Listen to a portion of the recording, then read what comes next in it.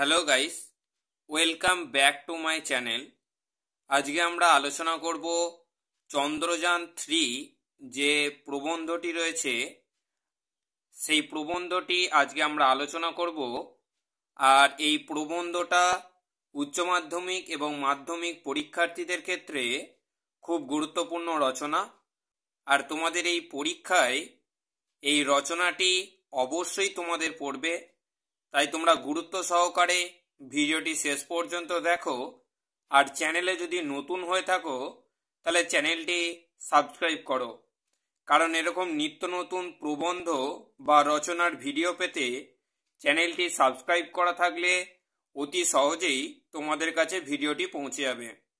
তাই একেবারে খাতার উপরে তোমরা হেডিং করবে চন্দ্রযান-3, তারপর তোমরা লিখবে যে ভূমিকা, অর্থাৎ ভূমিকা তোমরা পয়েন্ট দেবে। রূপকথার চাঁদ মাথা এখন ছেলে ভুলোনো ছড়ার বিষয় নয়, তা বিজ্ঞানের দৌলতে ধরাছোঁয়ার মধ্যে 23শে আগস্ট 2023 সন্ধ্যা 6:04 বিক্রম চাঁদের মাটিতে পা রাখার পর ইসরো তথা ভারতের কাছে তা গৌরবের মুহূর্ত। ওই দিন ইসরো জানিয়েছে মহাকাশ গবেষণার জন্য চাঁদকে মহাকাশচারীদের বিশ্রাম ক্ষেত্র বানানোর কাজে প্রথম ধাপ পেরোল ভারতের চন্দ্রযান-3।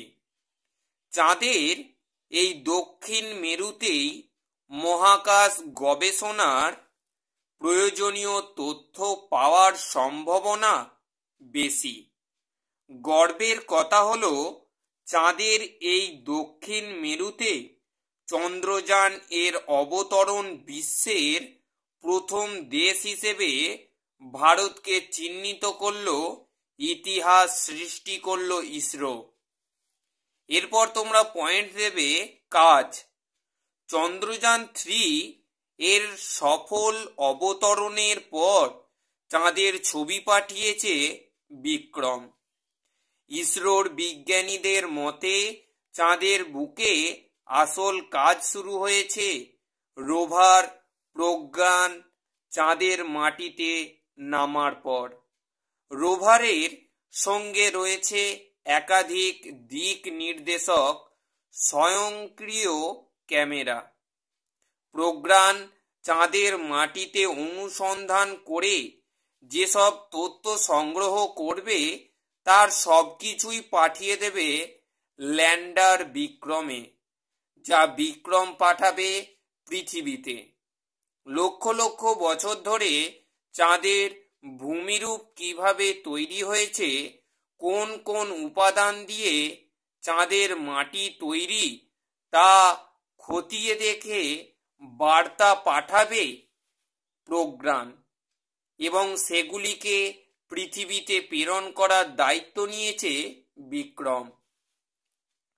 চাঁদে 14 দিন ধরে ঘুরে তথ্য সংগ্রহ করেছে রোভার প্রজ্ঞান। প্রাথমিক রিপোর্টে প্রজ্ঞান জানিয়েছে চন্দ্রপৃষ্ঠের তাপমাত্রা, বিভিন্ন পদার্থ ও অক্সিজেনের সন্ধান। তারপর তোমরা পয়েন্ট দেবে প্রযুক্তি ও তার কাজ। চাঁদের বুকে নজরদারির জন্য নির্মিত বিক্রম এর গঠন 6 চাকা বিশিষ্ট, ওজন 26 কেজি এবং ব্যাসার্ধ 500 মিটার।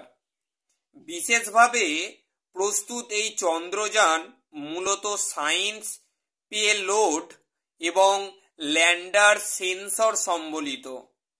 এগুলির প্রত্যেকটির কাজ ভিন্ন ভিন্ন। যেমন এক হচ্ছে radio anatomy of moon bound hypersensitive ionosphere and atmosphere এর কাজ চন্দ্রপৃষ্ঠের উপরিভাগে আয়ন ও ইলেকট্রন ঘনত্ব সময়ের সঙ্গে কিভাবে বদলায়। 2 নম্বর হচ্ছে সারফেস থার্মোফিজিক্যাল এক্সপেরিমেন্ট এর কাজ হলো চন্দ্রপৃষ্ঠের দক্ষিণ মেরু অঞ্চলে থার্মাল প্রপার্টি পরীক্ষা করে দেখা। 3 নম্বর হচ্ছে ILSA পেলোড এর কাজ হলো চন্দ্রপৃষ্ঠের অবতরণের কাছাকাছি স্থানে ভূমিকম্পের প্রকৃতি পরিমাপ করা এবং চাঁদের মাটির গঠন রীতি পরীক্ষা করা। 4 হচ্ছে laser retro reflector array rover এর কাজ হলো চন্দ্রপৃষ্ঠে নানা রকম পরীক্ষা করা। 5 আলফা পার্টিকল এক্স-রে স্পেকট্রোমিটার এর কাজ হলো চন্দ্রপৃষ্ঠের magnesium, aluminium, silicon, potassium, calcium, লোহা, টাইটেনিয়াম প্রভৃতি মৌলের গাঠনিক উপাদান খোঁজা এবং চাঁদের মাটি ও পাথরের বিশ্লেষণ। 6 হচ্ছে laser induced breakdown spectroscope propulsion module এর কাজ হলো চন্দ্রপৃষ্ঠের কেমিক্যাল যৌগর পরিমাণগত ও গুণগত মান বিশ্লেষণ। 7 হচ্ছে স্পেকট্রোপোলারিমেট্রি অফ হ্যাবিটেবল প্ল্যানেট আর্থ এর কাজ হলো ভবিষ্যৎ গবেষণার জন্য সাহায্যকারী তথ্য প্রদান। এরপর তোমরা পয়েন্ট দেবে যেটা খুব ভেরি ইম্পর্টেন্ট। সাফল্যের খতিয়ান।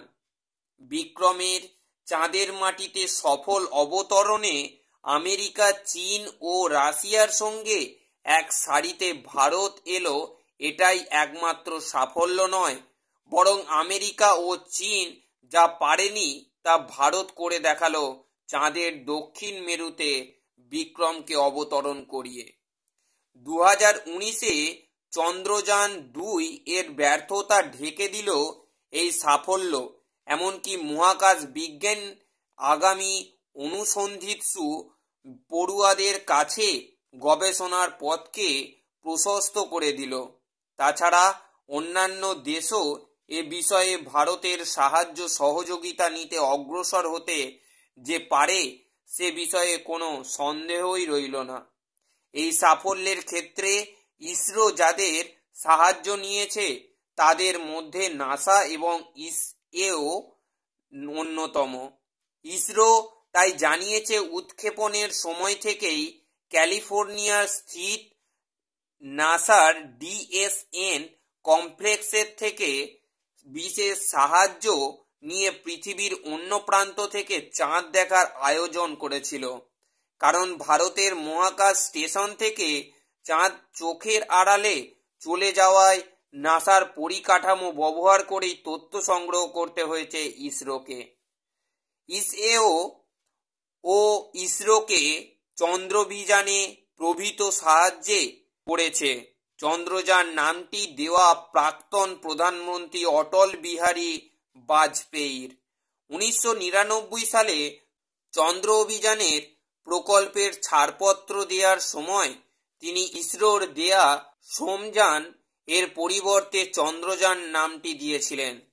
প্রতিক্রিয়া: 14 জুলাই 2023-এ সতীশ ধাওয়ান মহাকাশ কেন্দ্র থেকে বিক্রম পাড়ি দিয়েছিল চাঁদের দক্ষিণ মেরুর উদ্দেশ্য।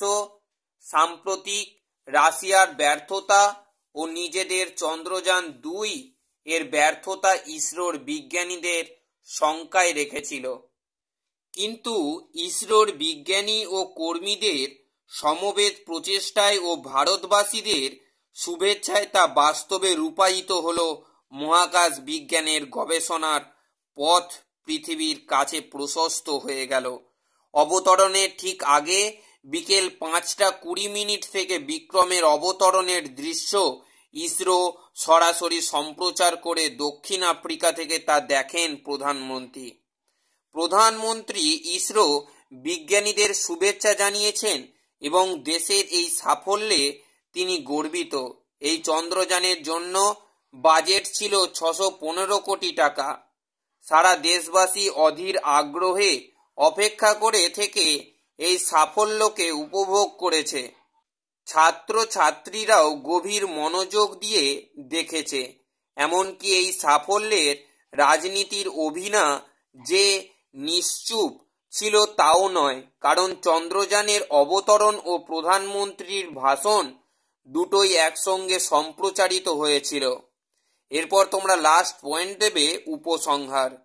চাঁদের এই দক্ষিণ মেরু যেখানে চির অন্ধকারে ঢাকা এবং যেখানে তাপমাত্রা -250 ডিগ্রির কাছাকাছি, যে এলাকা প্রধানত মরা আগ্নেয়গিরির ক্রেটারে ভরা, সেখানে পৌঁছে বিক্রম আগামী দিনে কি কি তথ্য পাঠাবে, তা কিভাবে গবেষণার পথকে প্রশস্ত করবে, কিংবা অজানাকে জানাবার দূরকে নিকট করার কি কৌশল এর দ্বারা উন্মুক্ত হবে, তা ভবিষ্যতেই বলবে। তবে বিক্রমের সাফল্য যে পৃথিবীর সমস্ত দেশগুলির মধ্যে ভারতকে মহাকাশ বিজ্ঞানের গবেষণার অনেকটা এগিয়ে নিয়ে গেল, কিংবা ভারতের আগামী প্রজন্মকে এ বিষয়ে অনুসন্ধিৎসু হতে সাহায্য করল, সে বিষয়ে কোনো সন্দেহ নাই।